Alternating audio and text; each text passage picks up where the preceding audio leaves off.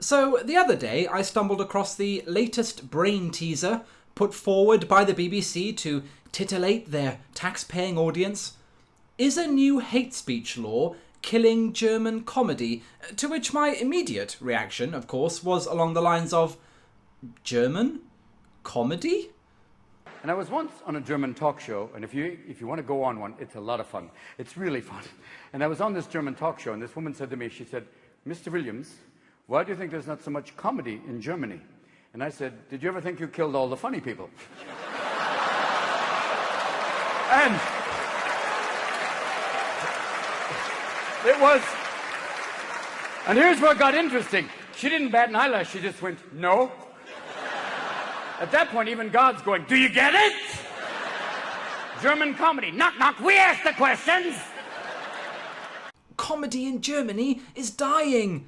Yeah, and in other news, the Icelandic camel trade is on its last legs. Who cares? Move on. But I got over that, and after watching the video itself, quickly realised that it actually annoyed me on multiple levels. Okay, first level.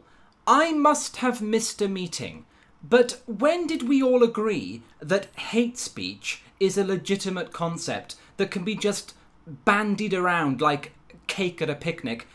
I don't accept the premise of this conversation, and seeing as though you make no effort to define hate speech or why I should care about it, we could stop the video right here, to be honest, because as a liberal, I read that sentence and it might as well say, Germany is cracking down on flubbleblah. They're having a real problem with flubbleblah.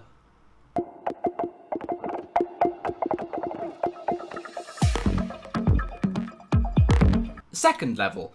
Anyone asking a question that stupid must have been cryogenically frozen for the last 30 years. Germany's Nazi grandma given jail term for Holocaust denial. 62-year-old German woman fined over €1,000 for sharing anti-migrant joke online. German police raid homes of people who made hateful postings on the internet. German anti-immigrant leader fined over Facebook post. Merkel allows prosecution of German comedian who mocked Turkish president. Limiting freedom of speech? What's there to limit? It's dust, mate. A conceptual dinosaur. It's a stiff. Bereft of life, it rests in peace. If you hadn't nailed it to the perch, it would be pushing up the daisies. The reality of its demise is so obvious by now that asking this question, I'm sorry, it makes you kinda thick. Katie?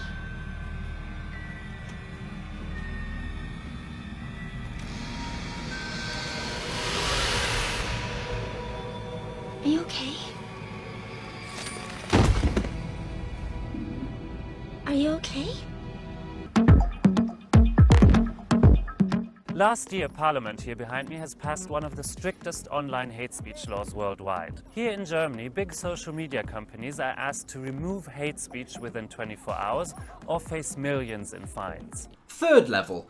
Social media companies are now emissaries of the German state, so that's reassuring, and just happily going along with it, of course, even though people like Mark Zuckerberg practically admit they have no idea how to implement such a policy. He can't police hate speech. He can't even define it. I worry about a world where when you go from violent groups to hate speech in a hurry, in one of your responses to one of the opening questions, you may decide, or Facebook may decide, it needs to police a whole bunch of speech that I think America might be better off not having policed by one company that has a really big and powerful platform. Can you define hate speech? Senator, I think that this is a really hard question, and I think it's one of the reasons why we struggle with it. There are certain definitions that we have around, calling for violence or Let's just agree on that. If somebody's calling for violence, that shouldn't be there. I'm worried about the psychological categories around speech. You used language of safety and protection earlier. We see this happening on college campuses all across the country. It's dangerous. 40% of Americans under age 35 tell pollsters they think the First Amendment is dangerous because you might use your freedom to say something that hurts somebody else's feelings. Guess what? There are some really passionately held views about the abortion issue on this panel today. Can you imagine a world where you might decide that pro-lifers are prohibited from speaking about their abortion views on your content, on your platform? I certainly would not want that to be the case. But it might really be unsettling to people who've had an abortion to have an open debate about that, wouldn't it? It might be, but I don't think that would fit any of the definitions of what we have. Look at him. It's painful, and it's not his fault, by the way. It's not like he's an idiot or anything. The subject itself is idiotic. You can't make sense of this language. It's like something out of a Dr. Seuss book. What he should be saying to Angela Merkel is, we're not playing this game. If you can't handle free expression, if you want to piss about, auf Wiedersehen. Make your own Facebook. I'm sure that'll go down like a gigolo at a dyke wedding. But it's not only hate speech that was deleted in the first few months. Sophie Passmann is a stand-up comedian and radio host. She works for Neo Magazin Royal, one of the most popular late-night shows in German TV. She suddenly found herself accused of spreading hate speech. Of course she was. I mean, how many comedians have come forward already to complain about the atmosphere of political correctness damaging their profession? Mel Brooks, Chris Rock, Jerry Seinfeld, John Cleese, Ricky Gervais, Gilbert Gottfried, some of the greatest comedians who have ever lived, and Gilbert Gottfried, and you're surprised that a law enforcing political correctness will have this kind of ramification. I do this joke about the way people need to justify their cell phone. I need to have it with me because people are so important. Right. You know, I said, well, they don't seem very important the way you scroll through them like a gay French king. You know, just... I did this line recently in front of an audience, and comedy's where you can kind of feel like an opinion. And they thought, what do you mean gay? What are you talking about gay? What are you saying gay? What are you doing? What do you mean, you know? And I thought, are you kidding me? I mean, we can't even...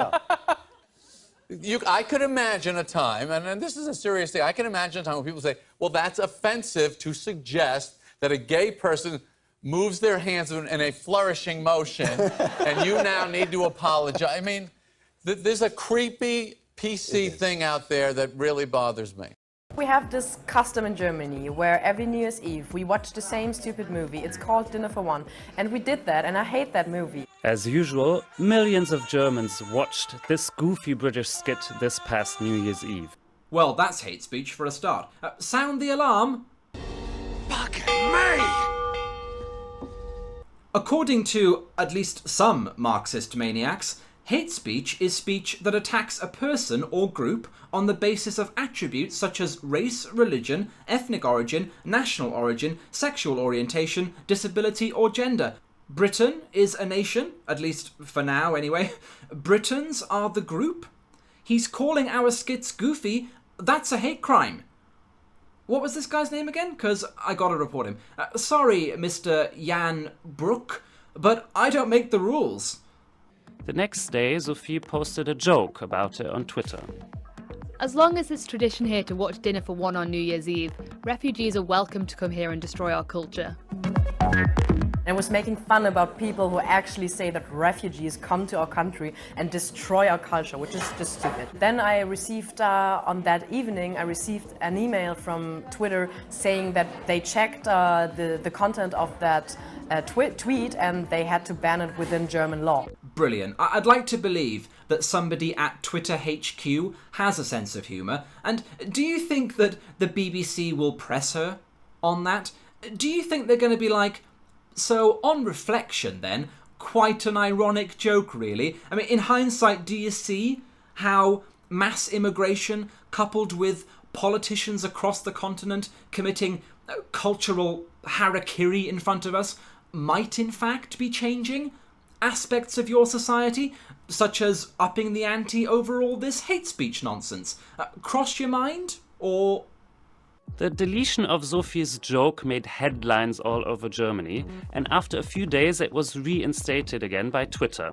There shouldn't be a law against bad jokes, because that would mean that half of the comedians in Germany wouldn't be allowed to be on stage. So it was just a bad joke and it wasn't hate speech, and that made me angry that they took my freedom of speech in that very moment. Right, and it's worth pointing out that you have a bit of a profile, and that, coupled with whatever backlash was generated, is clearly the reason why Twitter reversed the decision. What about the tens of thousands, millions of people in Germany without protection of that kind, who Twitter and Facebook will just outright censor? It's not worth the hassle, as far as they're concerned. Better safe than sorry, because despite most of us believing that these companies were already too censorious, now they're the official whipping boys of a soy empire, comprised of cowards and creeps. But some experts are speaking out in favor of the law. Oh God, I can't wait to meet these people. Researchers published a paper evaluating it. They say it's a first step in the right direction. I think the fear that has been voiced...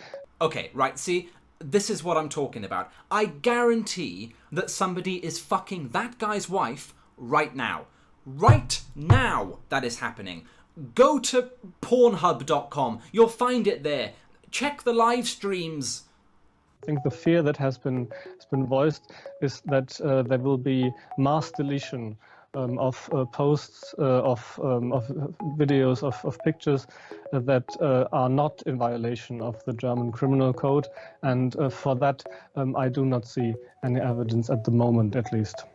Yes, well, you've clearly been too busy shopping at BDSM World to pay much attention to the lawyers at Human Rights Watch then, who disagree with you. They penned an article back in February arguing that the law is vague, overbroad, and turns private companies into overzealous censors to avoid steep fines, leaving users with no judicial oversight or right to appeal.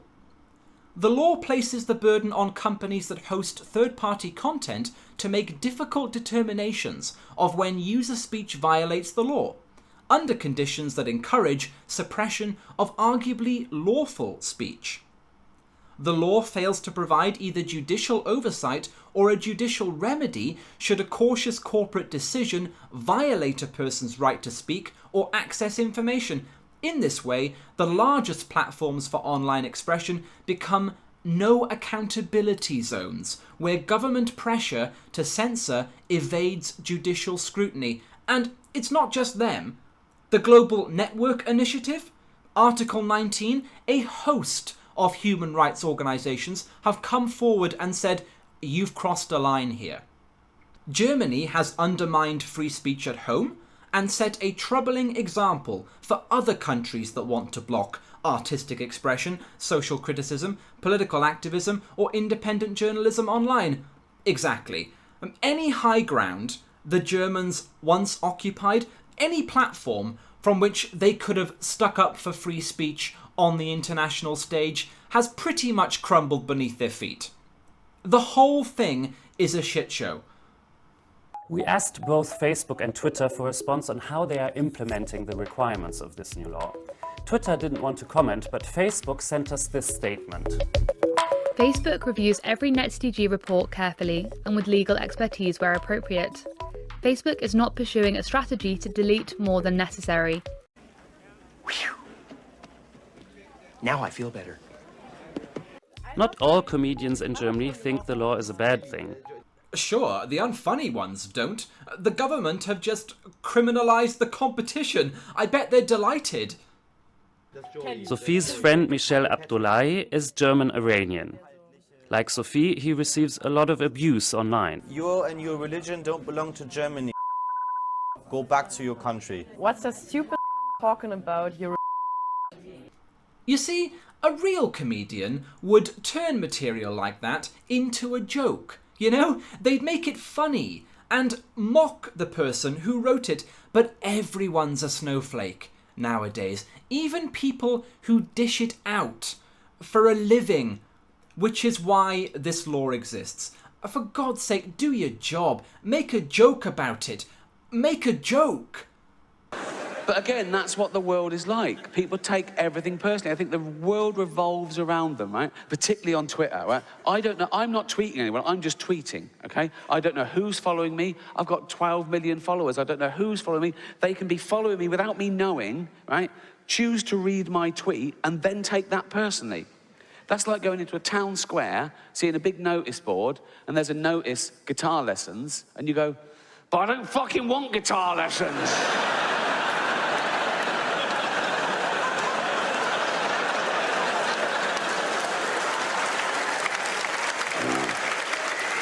What's this?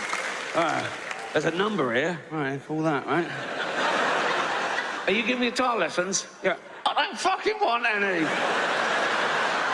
Fine, it's not for you then. Just walk away. Don't worry about it. Michel doesn't think tweets like Sophie's should be blocked, but he agrees with the goals of the law. This law is, I don't know, it's like a toddler. It's starting to walk, and it might be a little bit clumsy right now, but I think it will grow in the next years. But we did something, and that's as important. And that's it, isn't it?